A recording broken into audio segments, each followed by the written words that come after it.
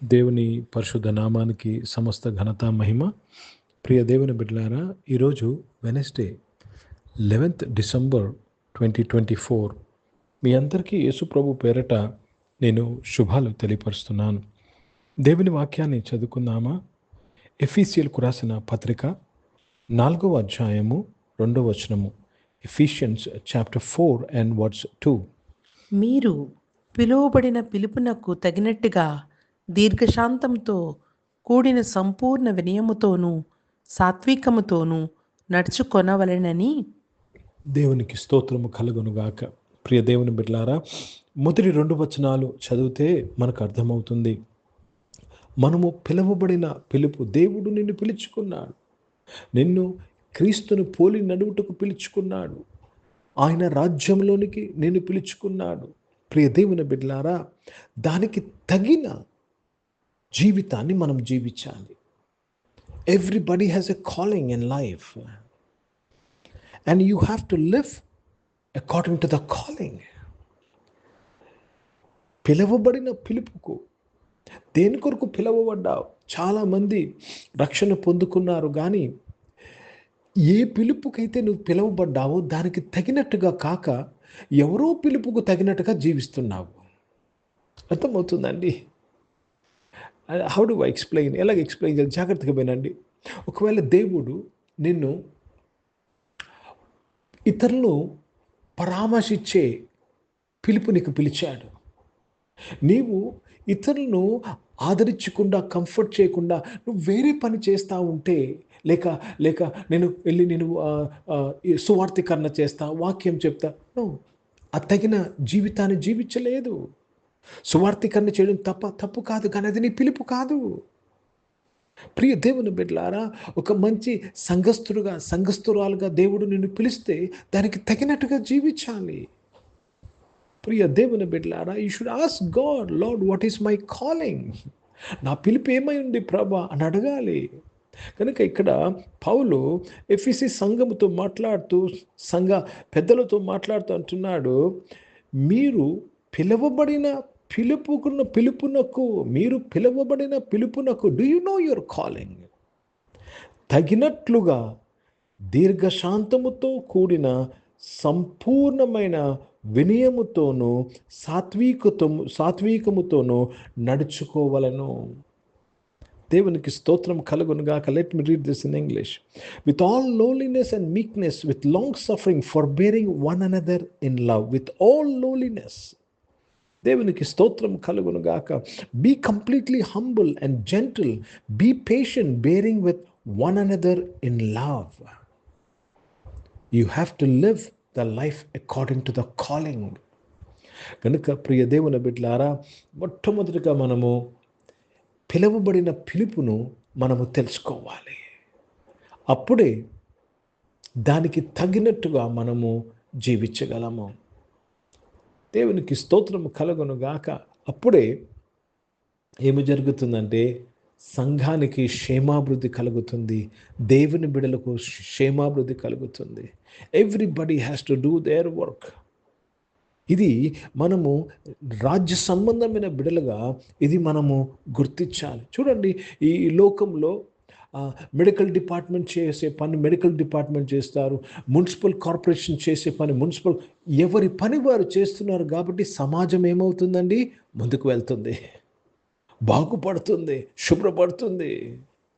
ప్రియ దేవుని బిడ్డలారా, దేవుని రాజ్యంలో కూడా పౌలు అంటున్నాడు, మీకు దేవుడు మిమ్మల్ని దేని కొరకు పిలిచాడో దానికి తగినట్టుగా జీవించాలి. Then only kingdom of God increases. దేవుని రాజ్యము విస్తరిస్తుంది. हिंदी में पढ़ेंगे इफिसियों का पत्र, उसमें 4 अध्याय और 2 वचन पढ़ रहे हैं. अर्थात सारी दीनता और नम्रता सहित और धीरज धरकर मेरे प्रेम से एक दूसरे को सह लो. प्रिय भाइयों बहनों, प्रभु ने हर एक को एक बुलाव से बुलाया है. हर एक को एक ही जैसा नहीं, एक को एक बुलाव से, एक कारण से बुलाया है. आपको किस कारण के लिए प्रभु ने बुलाया है, पहचान कर प्रिय भाइयों बहनों, यहाँ लिखा हुआ है अर्थात सारी दीनता से, जो जिस जैसा आपको प्रभु ने बुलाया है वो काम कैसा करना चाहिए, सारी दीनता और నమ్రత సహిత్ ఎలా చేయాలండి? దేవుడు నీకు పిలిచిన పిలుపుకు తగినట్టుగా ఎలా జీవించాలి? ప్రియ దేవుని బిడ్డలారా, దీర్ఘశాంతముతో ప్రియ దేవుని బిడ్డలారా, తగ్గింపు స్వభావముతో, సాత్వికముతో మనము నడవవలనంటున్నాడు. सारी दीनता और नम्रता सहित और धीरज धरकर ప్రేమ में एक दूसरे को सहलो. ఒకరిని ఒకరు మనం ఏమి చేయాలండి?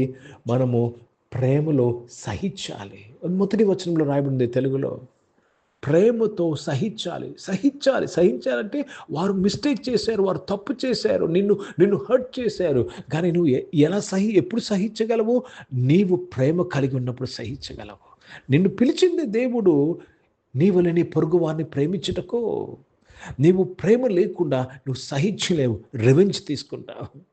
సహించలేని ప్రతి ఒక్కరు ప్రతీకారం చేస్తాడు. సహించలేని ప్రతి ఒక్కడు శిక్షించాలని ఆశపడతాడు. సహించలేని ప్రతి ఒక్కడు రివెంజ్ తీసుకుంటాడు. కానీ అది పిలుపు కాదు, క్రైస్తవ పిలుపు కాదు. కనుక ప్రతి ఒక్కరం ఈరోజు ప్రియ దేవుని బిడ్డలారా, దేవుని రాజ్య సంబంధమైన బిడ్డలుగా, దేవుని రాజ్యము కట్టేవారుగా మనం ఉండాలి. అడ్డుగా ఉండరాదు. దేవునికి స్తోత్రము కలుగును గాక. అడ్డుగా ఉన్న ప్రతి రాయ త్రోసివేయబడతాది, ద్రొల్లివేయబడతాది. Nobody can stop the growth of the kingdom of God. Nobody can stop it. కనుక దయచేసి ప్రియ దేవుని బిడ్డలారా, ప్రేమతో సహిస్తూ మనము దీర్ఘశాంతము కలిగిన వారై, మనకు దేవుడు మనల్ని పిలిచిన పిలుపుకు తగినట్టుగా మనం జీవిద్దాం. దేవుని రాజ్యానికి ఆశీర్వాదకరంగా మారుదాం. ప్రార్థన చేసుకుందాం. ప్రియ పరిశుద్ధ తండ్రి, జీవం గల దేవా, రాజ్య సంబంధమైన బిడ్డలుగా మేమందరం జీవించటకు సహాయం చేయండి. అనారోగ్యం వారందరూ మీరు ముట్టి స్వస్థపరచడానికి స్తోత్రం నాయన. జాబ్స్ కొరకు ఎదురు చూస్తున్న వారు మీ తోడు దయచేసి ఆశీర్వదించి మంచి జాబ్స్ వారికి అనుగురించినందుకు స్తోత్రం చెల్లిస్తున్నాను. బిజినెస్లో మీ సహాయం కొరకు స్తోత్రం. చదువుకుంటున్న వారిని దీవించండి అయ్యా. మంచిగా చదువుకుంటూ నీ కృప దయచేయండి ప్రభా. రాజ్య సంబంధమైన బిడ్డగా ఉండటకు సహాయం చేయమని ప్రార్థన చేస్తున్నాను. ఈరోజు పుట్టినరోజులు, పెళ్లి రోజులు జరిపించుకున్న వారు దీవించి మీ దయా కిరీటం ధరింపు చేసి మీ దయలో మనుషుల దయలో వర్ధిలింపు చేసిన స్తోత్రం. పరిచయం చేసిన ప్రతి ఒక్కరూ నాయన రాజ్య సంబంధమైన బిడ్డలుగా ప్రభా దేవ ప్రేమతో సహిస్తూ పరిచయం చేయడానికి సాయం చేయండి. భారతదేశం కొరకు, దేశ రక్షణ కొరకు ప్రార్థన చేస్తున్నాను. ఇజ్రాయెల్ దేశం కొరకు, యెరూషలేము యొక్క శాంతి సమాధానం కొరకు ప్రార్థన చేస్తూ యేసుక్రీస్తు పరిశుద్ధ నామమున ఈ ప్రార్థనంతో అడిగి వేడుకొని పొందినాం తండ్రి. ఆమేన్. పరలోకమందున్న మా తండ్రి, మీ నామం పరిశుద్ధపరచబడును గాక, మీ రాజ్యము వచ్చును గాక, మీ చిత్తం పరలోకమందు నెరవేర్చబడుతున్నట్లు భూమి మీద నెరవేర్చబడును గాక. మాకు కావాల్సిన దిన ఆహారమును మాకు దయచేయము. మా ఇళ్ళ అపరాధములు చేసిన వారిని మేము క్షమించిన ప్రకారం అపరాధం క్షమించము. మమ్మల్ని శోధుల తెగ కిని తప్పించము. ఎందుకంటే రాజ్యము, శక్తి, మహిమ నిరంతరం నీవై ఉన్నవి తండ్రి. ఆమేన్. ఇప్పుడు మన పరమ తండ్రి నా దేవుని ప్రేమ, ప్రభువైన యేసుక్రీస్తు వారి కృప, పరిశుద్ధాత్మిక అన్యోన్య సహవాసం, ఆరాధనలో పాల్గొన్న ప్రతి ఒక్కరితో, ప్రార్థన చేయబడిన అంశములతో, సంఘముతో ఇప్పుడు ఎల్లప్పుడూ సదా తోడై ఉండును గాక. ఆమేన్. దేవునికి స్తోత్రం. అందరికీ వందనాలండి. God bless you and praise the lord.